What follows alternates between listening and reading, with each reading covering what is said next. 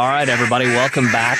We are coming off a really awesome weekend last weekend at the Ducks Unlimited Expo in Memphis. It was a great show. We had a great time, and it cannot wait to be back. We got the full Memphis experience, great food, and it was just an awesome weekend. So if you haven't been to that, you should go.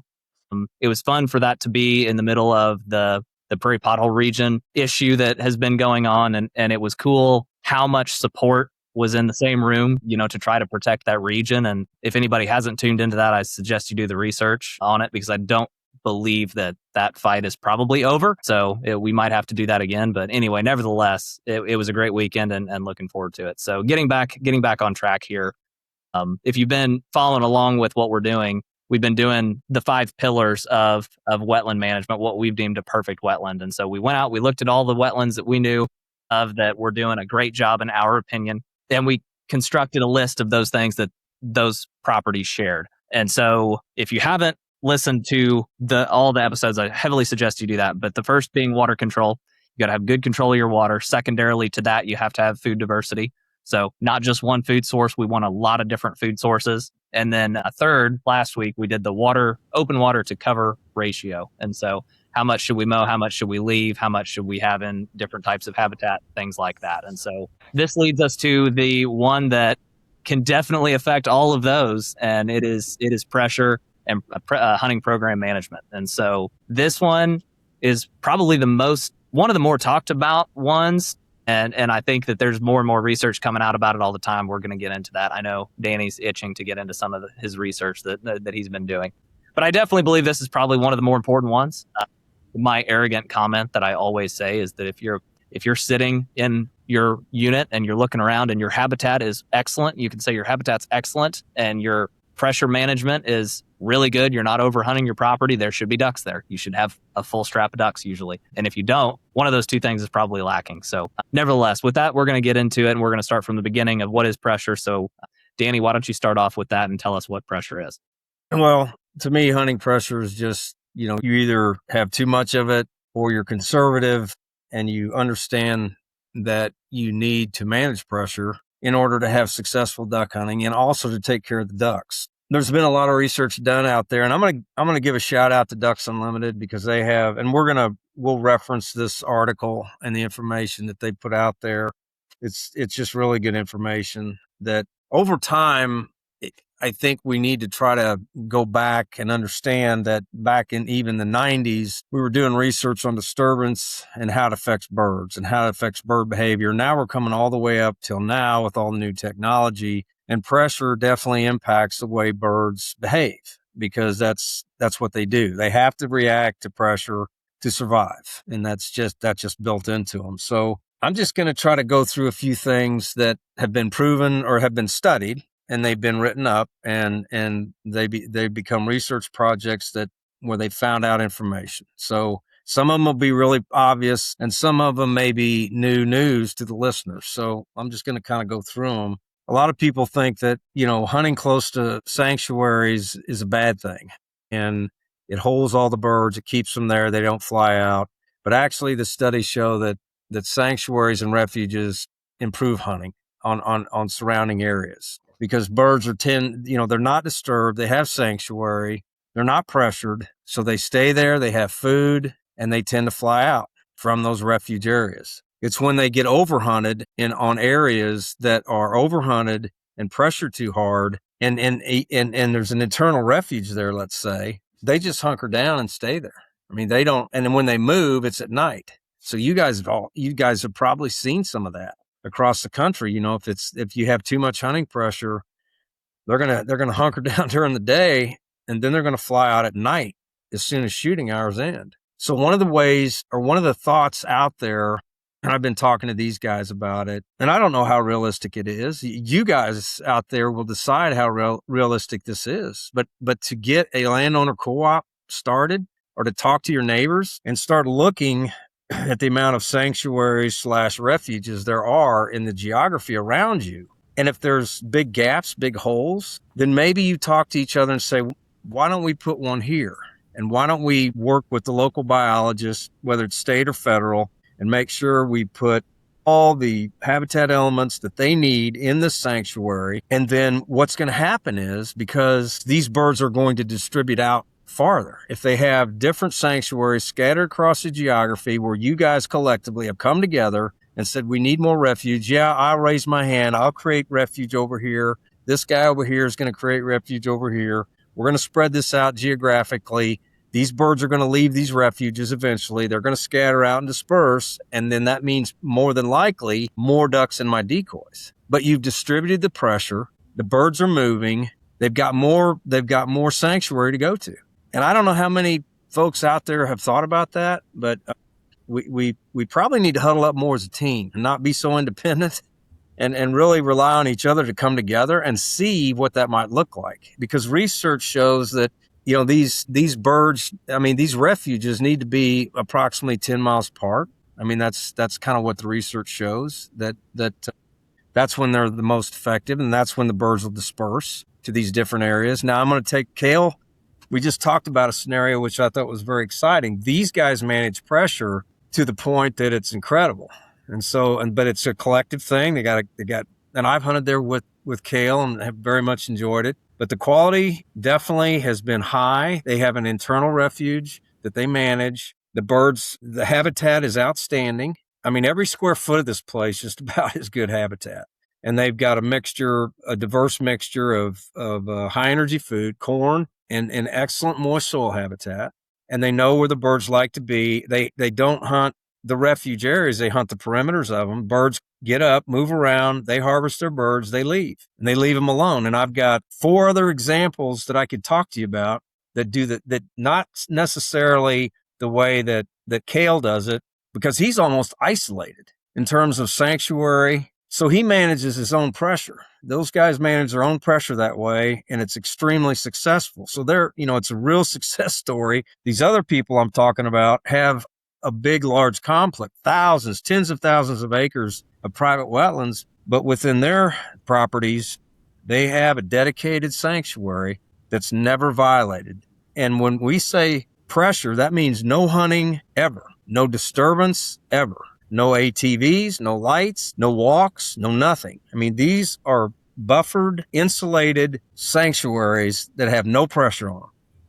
And I've seen areas as small as 25 acres work on a fairly large piece of property, a couple hundred acres, where those birds distribute from that area to another portion of this 200 acres. And these guys have excellent hunting, from these birds transferring or redistributing from that point out to where they're hunting on another portion of the area. So pressure is so key to your success. And I think you need to I just think you need to have some kind of take the initiative. Some of you guys and gals out there have the initiative and energy to reach out to your neighbors and start talking to them about this in the waterfowl world. So I encourage you to do that and experiment a little bit with trying to get more sanctuaries out there and manage your pressure for sure, because ducks, they're not looking for, a day's worth of no pressure.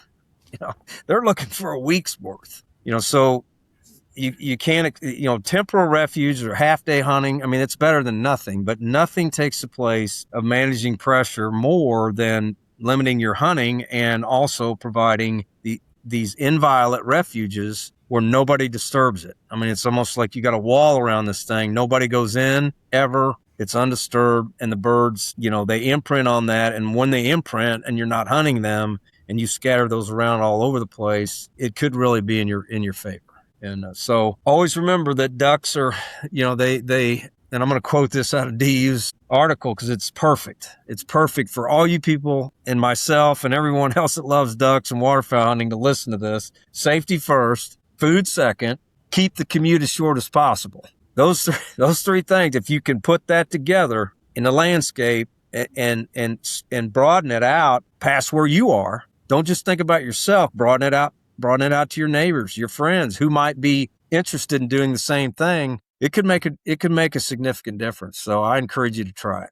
I appreciate the kind words there, Danny. Our team, our team of people are very disciplined in that. And because what we've seen over the years is that, you can take a piece of property that maybe your habitat work didn't do very well that year. And if you leave it untouched and they find that place safe, that a lot of times they'll use it just because they're safe there. And so there is an element that safety is as important. If not, if we quote the DU article, it's safety first, food second. But I definitely think that safety is one of the primary things. But pressure also doesn't necessarily have to be hunting. It's access. It's, maybe that neighbor driving in a certain way, hurts your farm, or you're driving hurts that person's farm, or whatever else. Maybe there's ways that you could share roads or anything like that. But I mean, I'll walk, half of a mile to check a pump. We've got e-bikes that we can drive in ditches to where we can't be seen. Like it is a very disciplined approach to making sure that those ducks feel safe there. And that we could get into imprinting, we could get into all kinds of things. But I think, trying to keep this high level on pressure today.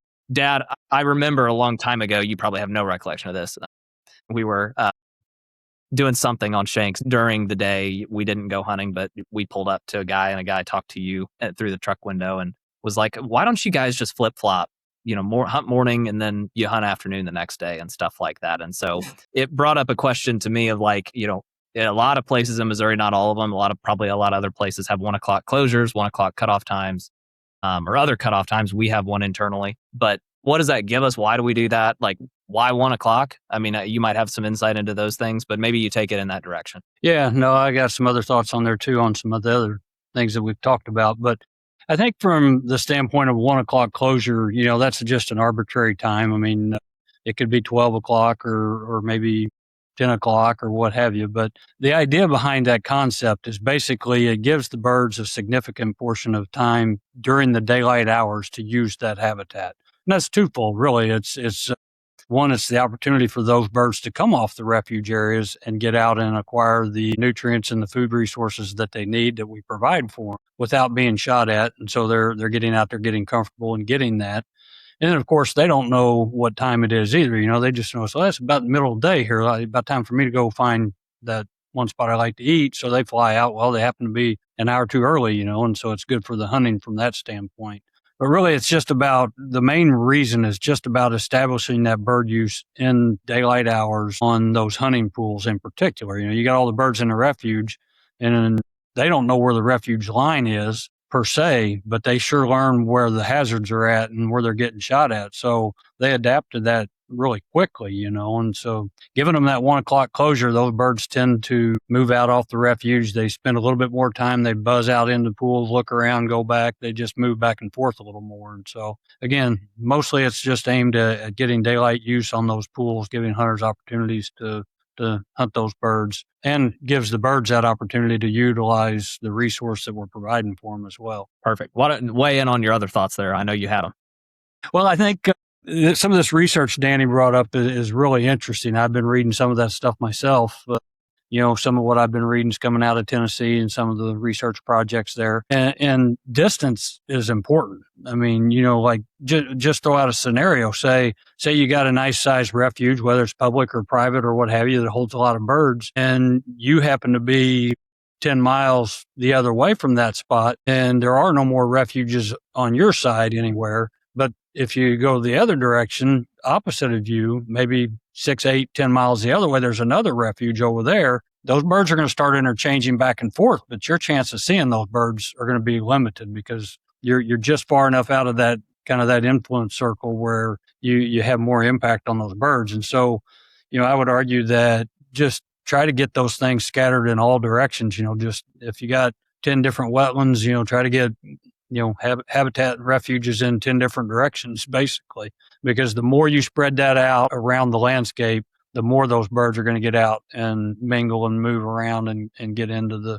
the different refuges. And when they do that, obviously they're moving over top of your property and other people's properties during the daylight. And so that ups your odds for hunting as well, I think, and certainly doesn't have to be 10 miles away. You can have one, 3 or 4 miles away and could be great getting bird use. And in some of our cases on our public refuges, that's kind of what happens. We have some of those areas where we have refuge in different parts of the area and the hunting pools between them. And those birds are trading back and forth in those refuges quite frequently. And then they're coming back and forth across over the hunting pools. So you have a better opportunity to hunt them that way. The other thing I'd like to say too, and pressure, Danny, I think did an outstanding job of talking about all that, but really pressure is anything that, just causes birds disturbance. It's not just us hunting or shooting at them or what have you.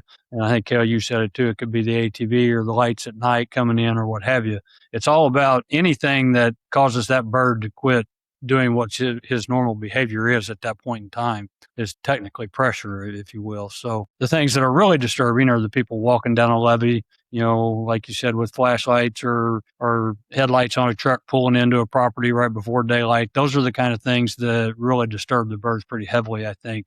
And I know several examples of hunting pools on public areas where these birds will set in the refuge 200 yards from a party that's just shooting away over there in that pool. Birds get up out of the refuge, fly right back in there again and get shot at again. In those cases, those birds are not seeing the hunters. They're hearing the guns going off. They're hearing some of that other noise, the splashing around, talking, but they keep coming. And it's because they aren't seeing them, I think. So that same distance, if those birds were 200 yards from the levee and that hunter walked up on the levee and was walking around, it wouldn't be very long. Those birds would probably all bail out and head for another area. So you have to be really mindful. It's you can get by. We do it a lot up there on the property we hunt on, where we hunt off the corners of the refuge, different directions. Those birds are so ingrained into where that refuge is for them there that we can get by and hunt and shoot. And the disturbance, most times you never see a bird get up, other than just naturally getting up. They're not responding to the hunting activity. And so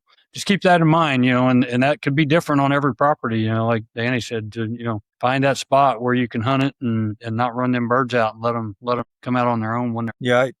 I'm not sure where we're going with if we're going to hit this or not, but I'm going to hit it real quick. We're talking about hunting right now, but pressure and disturbance has a compounding effect on birds that are migrating. It has a compounding effect on birds trying to produce eggs.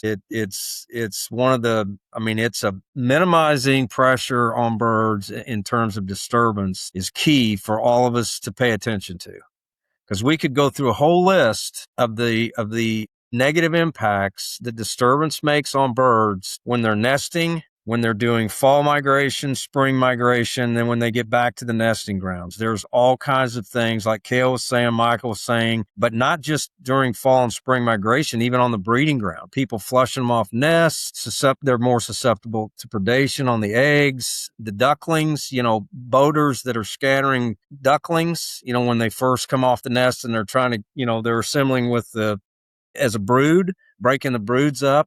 They get disoriented, sometimes get separated from the other birds, and they perish. So there's just there's a lot of things to pay attention to, and we can get into that tonight, or we can save it for another time. But I'm telling you, folks, it's a long list of negative impacts for disturbance. So just keep that in mind, and we focus mostly on spring and fall migration here in Missouri and what we talk about, but it even impacts them, on the breeding grounds. Yeah, I think I'm going to jump on that for a second too. I think the other thing that's really important about that is that disturbance that's going on at all seasons of the year is also having an impact on those birds' health, if you will. Because if they're in a good feeding location and they keep getting jumped out of it, they're having to spend time basically in trying to find that safety feature that you talked about initially, instead of doing the things they should be doing, which is getting that food and getting themselves healthy and ready for the next task, whatever that might be, whether it's migrating or whether it's laying eggs or whatever it is. So yeah, it's hugely important. I have some thoughts about, Danny, you made mention, and I don't know that you were going this way, but it clicked in my head. It seems like this is anecdotal, and maybe there's research out there to support my theory. I just haven't read it, but it seems like we have fewer large migration events now than maybe we would have previously because the weather just isn't as cold. That's my anecdotal thought here. But it seems like any mistake we make, whether that be poorly timed water management or maybe while learning, the property, because every property handles pressure differently, so you have to learn that. You're going to make some mistakes in that process. You have a chance to fix that a little bit easier. Dad, I'm curious on your thoughts on Shanks if you had this same thought, but it's a little bit easier to fix that if you handle a migration event a little differently. So a lot of people see a big storm coming. It's like, oh man, we got to go. It's like, well, maybe we don't go. And maybe we let the birds use the property. They're fresh. They're new. They have no clue where the refuge is at. And maybe they'll reset that for us and we can have another go at trying pressure. But it also, from taking care of the ducks, it's another thought too of like, they just completed a pretty decent migration event headed south. I'm talking about the north going south right now. They just had a pretty good migration event, and they're out of energy. They need to land and find some pretty high quality food in a hurry to be able to recoup from that. So I don't know if that's any of that landed with you guys or not, but that's what I was thinking about. Yeah, I've definitely got some examples of that, I think, and thoughts on that. But if you look at it from some of our larger public areas and experiencing that over different areas, even on migration days, they're pretty special to watch when you're out there, whether you're hunting or, in my case, as a manager, just kind of sitting out watching to see what was happening. Those birds, typically, you'll see these bigger groups come in from the north, and all of a sudden they'll just be working the pool, and you'll know they're different because it's not the two or the singles and that kind of stuff flying around. A lot of times it'll be the 25, 30, 40 bird groups that you'll see just kind of working different habitat and very prone to the hunting side at that point. And those birds will get shot, and those bigger groups will get shot at routinely. And like you said, they may have just made a 700-800 mile flight, and they're really wanting to get down on the ground and find something to eat and get some rest. But the other side of that, what I see typically on these areas, again, with the refuge areas, and especially if you have those in close proximity to each other, like Danny was talking about earlier, that really helps offset that, I think, because those birds can still get shot at in a group. But I've watched it many times where a big group of those birds will work around over a pool and get shot at, and you'll see them take off a different direction. All of a sudden they see the refuge and they just suck right in and go into the refuge. And so, I think in the cases where you have good refuge habitat around, I think that probably would be better situated for hunting on those more harsh weather days like that, instead of not going. I guess I don't want to say not go for sure. I understand what you're saying. But maybe you go, but you're not going to the core. Maybe you go set up somewhere where you're not going to disturb them as bad or something like that. I don't know. Well, the nature of migration too is those birds are going to be spread out a little bit in places that you may not shoot birds a lot of days. You might shoot them on a migration day, so that's a valid point. But yeah, I would be more inclined to say it's more about the refuge again. We need that refuge, and if we have adequate refuge scattered around the landscape, those birds will be fine. I think they may get a disturbance and have to go another mile somewhere, but they're going to find that refuge, and then they're going to be good to go. Yeah, I agree totally with that, Michael. I think that's a great point. We can mitigate for that, that focused hunting effort at that time. I mean, that's really what most waterfowl hunters live for, is that migration day. And, we like it too. We've experienced it. We love it. And, but we also care about the ducks. And I think, most all of our viewers are going to care about the ducks. They just maybe need to connect the dots on trying to promote more refuge, more sanctuaries, mitigating whatever factors are out there to keep the ducks in good shape. And so I would love to know an example of, at some point, of someone that actually has tried a waterfowl co-op and has tried to distribute and has been successful with in some ways of scattering out these sanctuaries across their geography. And so anyway, it's a interesting concept to think about. I think it's shifting the conversation a little bit to thinking more about the ducks a little bit. Cause we got to give them a spot to hang out and be safe and be happy. And they behave totally differently when they're safe. It's wild. They do things that you never think they would do. They are just a totally different animal when they're safe than when they're not. And you can tell it like that. I'm sure everybody has examples of that. They act like springtime ducks. They just go wherever and do whatever. And I think there's probably examples of this. And Danny, where you're from, I would imagine that there is some trading behavior between some of the refuges that some of the private habitat is putting on the landscape. Maybe that's not. Maybe I don't know if you know that or not, but I would imagine there would be. There is absolutely good or not. That's a great point, Kale. There absolutely is. I mean, there is established refuges, large ones that everybody depends on. And because of that refuge and that trading around puts ducks in decoys next to, adjoining land next to that refuge, they've created refuges on their land. And I've been a part of promoting and having these landowners understand how important these refuges are and scattering them around. We've got a refuge on the property that I manage, and it's not an inviolate one. We'd have to change the whole way we do business on this particular piece of property. It's not mine. I'm just in charge of managing it. But it does serve as a temporal refuge, which is better than nothing. But the other one, the larger one, is inviolate.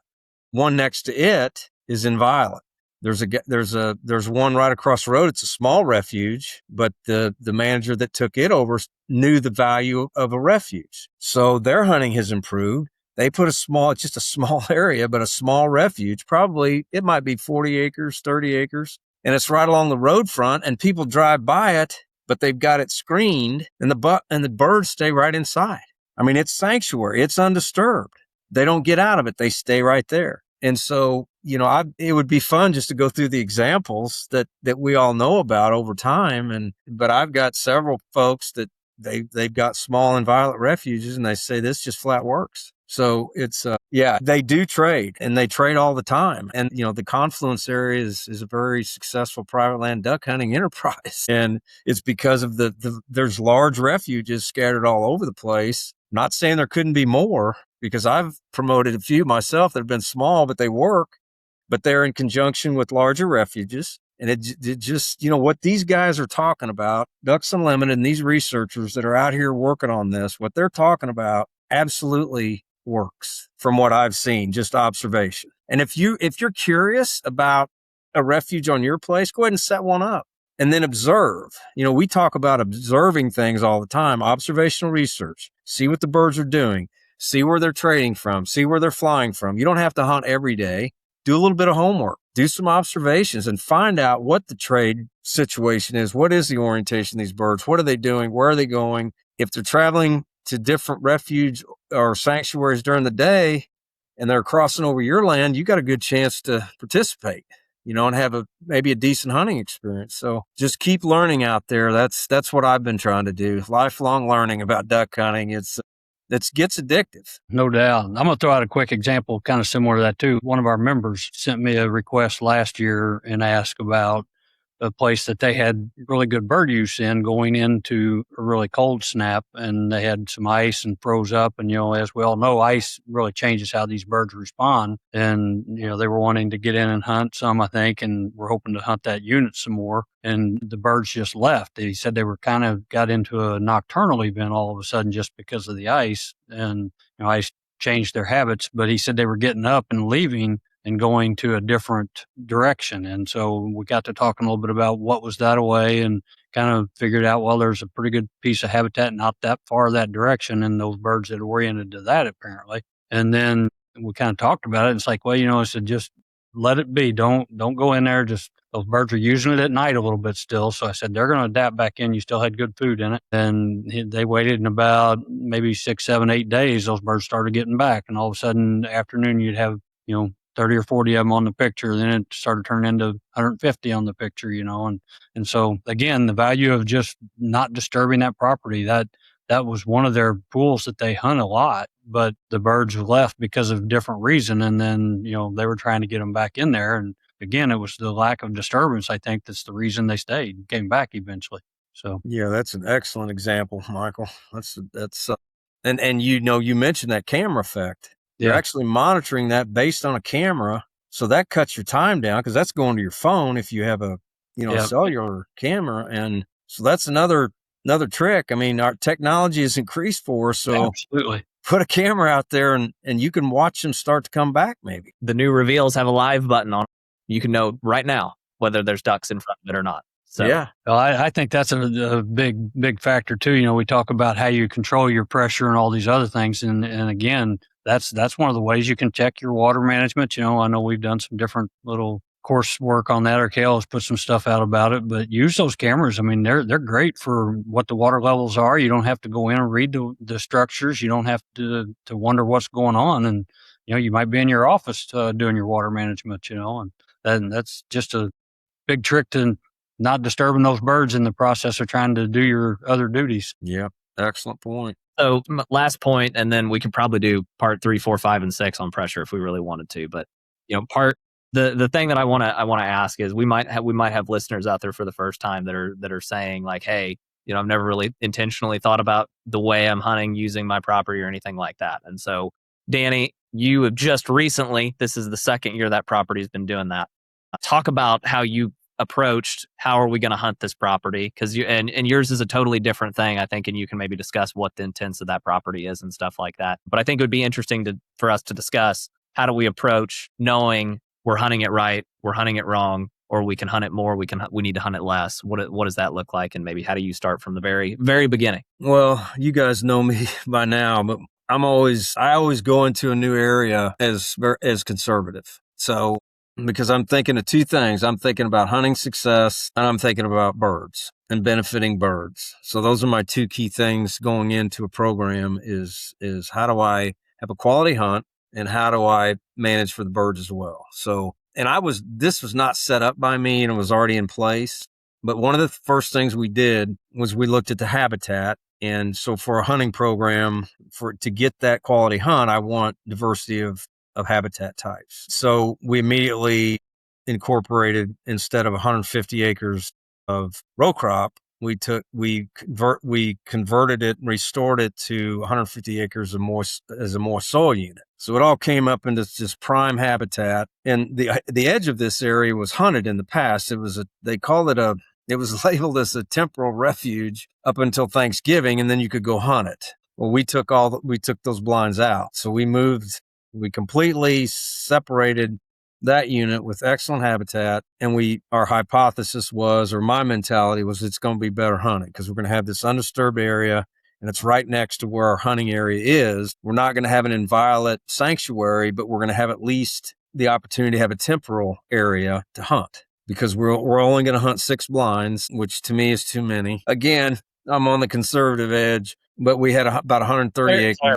Clarify that. 6 blinds. On 130 acres. But that's not every day. That's like 6 options. We have 6 choices. No, we have 6, and it's not every day, but it's 6 blinds on 130 acres. They did have 8 blinds, but I said, okay, 6 is the max. I mean, it's hard for me to take 6 on 130 acres, but that's what we're going to do. And then we're going to look at trying to, weekends we have to hunt. Weekends we have to hunt because of the different partners and everything that we have involved, and people getting off and people being able to utilize the area and take the opportunity with the groups that we had. But we would always skip a day, like a Monday we would skip, and sometimes 2 days. As much as we could skip during the week, we would skip and have one day that we would hunt. We never tried to put hunting back to back. So we might have a 2-day split where we didn't hunt.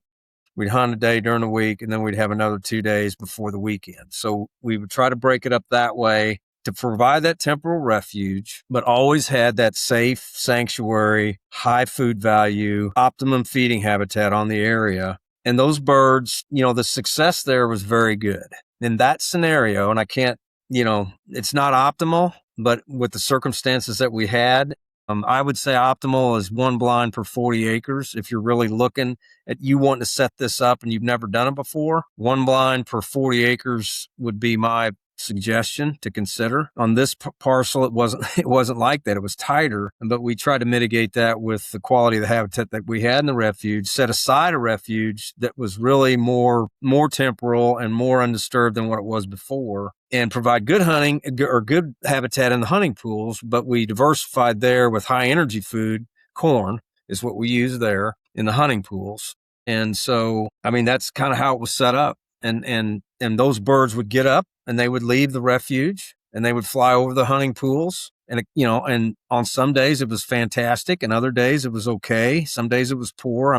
We're hunting a wild bird. It's duck hunting. We also didn't change our plans based on weather. I think if you're just starting an area to hunt, you need to change your strategies according to the weather and try to hunt the best weather days, which northwest, southwest winds would be good days with, 10 to 15 miles an hour.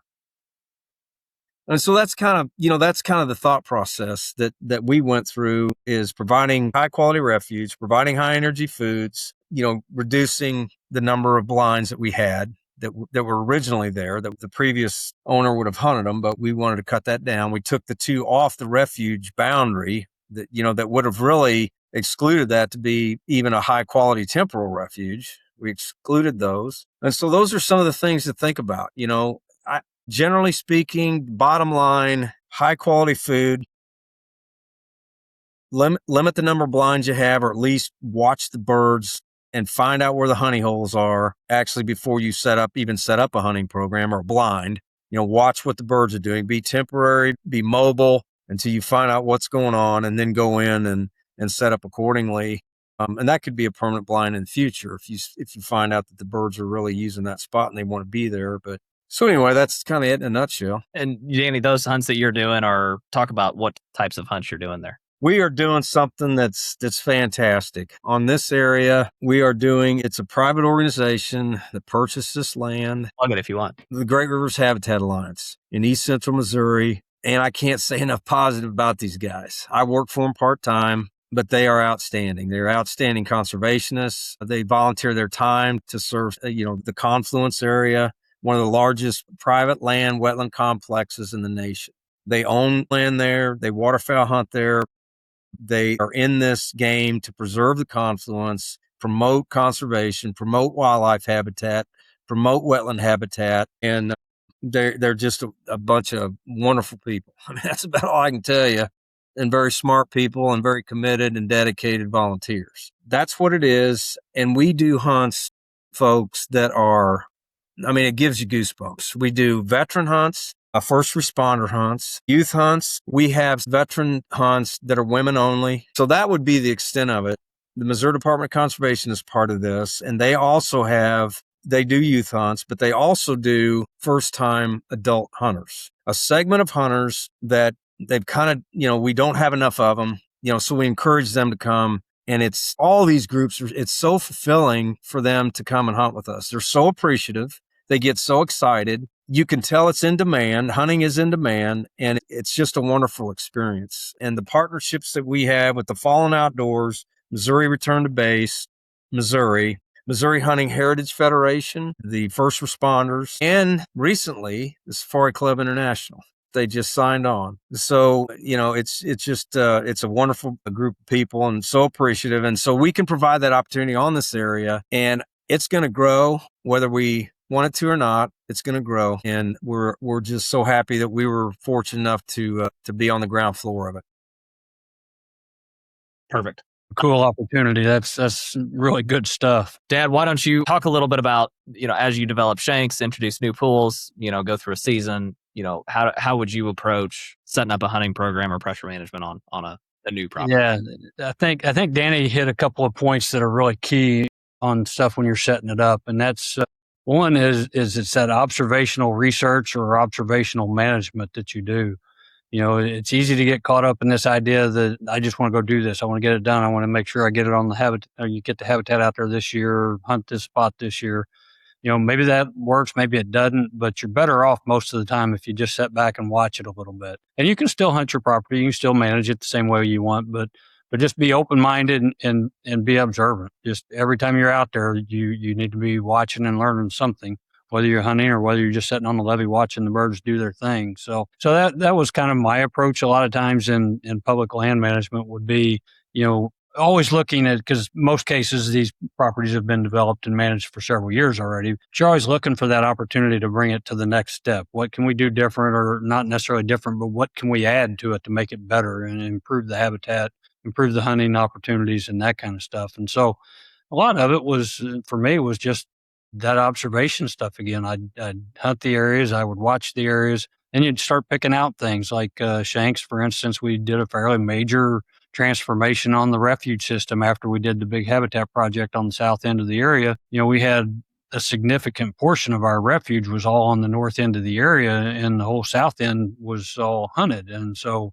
by default, the area, I don't even remember anymore, the area is like almost 7 miles long from tip to tip, along the river. And so you had the refuge on that upper end, and birds would never see the south end, so we started looking at it after we did the restoration on the habitat work and had some pools and some better management opportunities on that south end. Then we moved a block of refuge into that bottom end, thinking, okay, well, this will get us birds on both ends of the property, where they can start that natural trading like we've been talking about, trading back and forth from one refuge to the other.